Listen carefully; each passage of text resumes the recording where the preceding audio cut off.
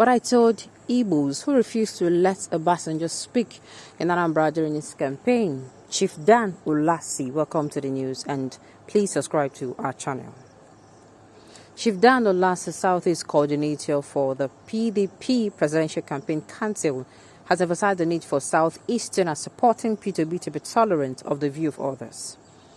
In an interview with AIT News, Dan Olasi said Obi supporters in the Southeast who frown as other presidential candidates coming to the region to campaign should know that Obi will also have to go to other regions in the country to campaign.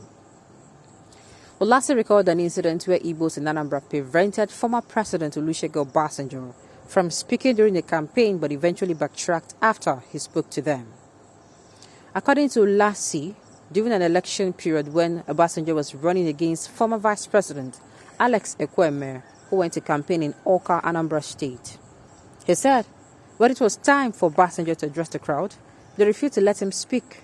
Olasi said he got up and asked the crowd in Igbo language how they would feel if the Yorubas and Hausas do to Ekweme what they did to Obasanjo. He said he encouraged the crowd to welcome Obasanjo and give him a listening ear, and even if they wouldn't vote for him, they heeded his advice. About 10 minutes into a video that was shared on YouTube, Dan Olasi said, and I quote, "What people are doing now, being intolerant to the views of others, do they remember that P2B will also go to other parts of the country to campaign?" Exactly what happened when Obasanjo was running against Ekweme. He went to Awka to address the party and did not allow him to speak for almost 5 minutes. It was so embarrassing. Then I got up and spoke to our people in Igbo. I said, do you people realize that Ekweme will be going to Igboland to campaign, going to outside land, northern Nigeria to campaign? If what you people are doing happens to him, what will you say? I said, when I get up to speak, listen to him. Even if you will not vote for him, at least welcome him. And I said, Your Excellency, stand up and speak to a number of people. And Obasanjo got up and everyone was silent. He spoke for 15 minutes and I could not believe it. He said, Dan, what happened? And I said, it was not magic. I just appealed to my people to listen to you. So our people have to learn to be tolerant of the opinion of others. Well, for the first time in a very long time, I'm going to say I agree.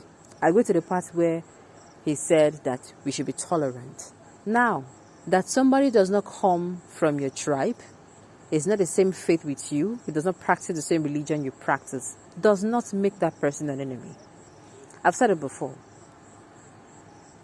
There is what I call, and democracy is all about freedom.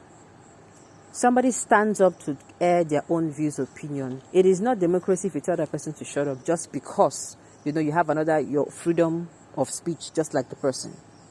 You're telling the person to close his mouth. It does not, like I said, it is not democratic.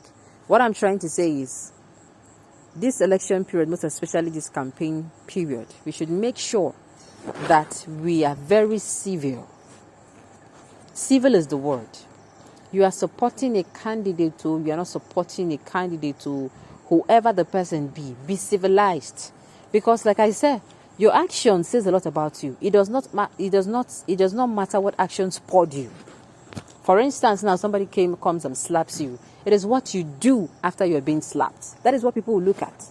Because it is your action. Yes. Lunch and breath. All Dan Olasi is saying is, no matter the person, he's even talking to his Igbo brothers, they should be tolerant of others. Because just like he said here, they will still go to other places. What you want them to do to your own, do to another person's own. You see this unity, love, and waiting for our coat of arms. Sincerely, we know they practice among. If I say that thing just for decoration, we can never do anything as a country that is going to benefit us without sticking together. And we cannot stick together if we do not agree. And we cannot agree if we do not treat each other in a very civilized manner. I say be polite. There is nothing, it takes nothing to be polite. So for the first time in a very long time, I'm agreeing with Dan Olasi. All right, you are very correct, sir, but unfortunately you will get backlash for this from the Igbos. They cannot tolerate other people's view and opinion. Well, I don't think so, but let's just hear. Let's hear from the horse's mouth. Okay, you're wrong and tribalistic. Igbos and other good Nigerians had tolerated enough. Now Nigerians want the country back. It is not about the Igbos. Oh, okay. Nigeria, country of Biafra, intolerance is synonymous with the Igbo because they are mostly uncivilized, crude, uncultured, mannerless, querulous, insulting, and ignorant. I think I see what the first comment is coming from. The comments that said they are wrong and tribalistic. Igbos and others and Nigerians had tolerated enough. Now Nigerians want the country back.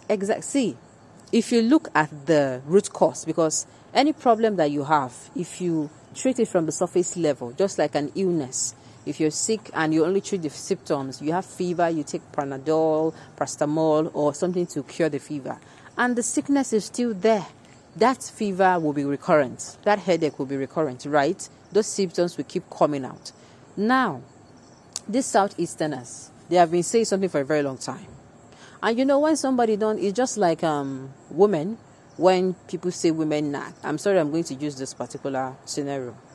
When people say women nag, you know, let's say you have a wife in the house and she keeps telling you, oh, she does not like how you do this, she does not like how you do that, you know, you don't keep your things properly, she keeps the house in order and you come and make it untidy and unkempt, you know, she keep complaining, or you keep late nights, or maybe you're somebody who is an infidel, you know they stay one place, and she keeps nagging, uncle, on a very good day, she's going to stop.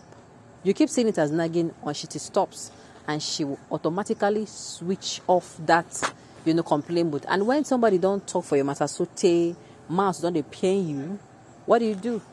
At the end of the day, I feel that what thing she go do be say she go just start to look you the through face. And the attitude that's going to follow it, you're not certainly going to like it. So these people, what this man is saying here is they have exhausted their patience. But I'm saying, I know it's hot. That's why I keep saying that no matter how frustrated you are, no matter how, you know, angered you are, no matter how, how do I put it now? No matter how angered you are, no matter how provoked you are, let me use that word, make sure you're civilized. Because as I said before, your action speaks of you, as in, it is your action. Now you do one. You understand? Nobody will take responsibility of it. And it has to say a lot about you, whether you are provoked or not. Somebody comes now and slaps you, or somebody steps on you, your reaction after that, it's your own reaction. You are going to own up to it. So why don't you be civilized? So this is a piece of advice coming from Dan Olasido. I don't know if everybody is going to take it to. But the thing is, remove sentiment. This advice is good, yes. But I know also that the Southeastern people, they have been saying they've been marginalized for a long time. And if you look at the situation on ground, you will see that these people, they're not crazy. What they're saying is actually the truth. So me, I feel this is why I'm saying I just hope the next person that will emerge, the president, will call for dialogue. Nigeria cannot move forward if you don't discuss our problems. So I'm telling you, there's a whole lot of hate and there are a lot of misconceptions. And I feel, and I strongly believe,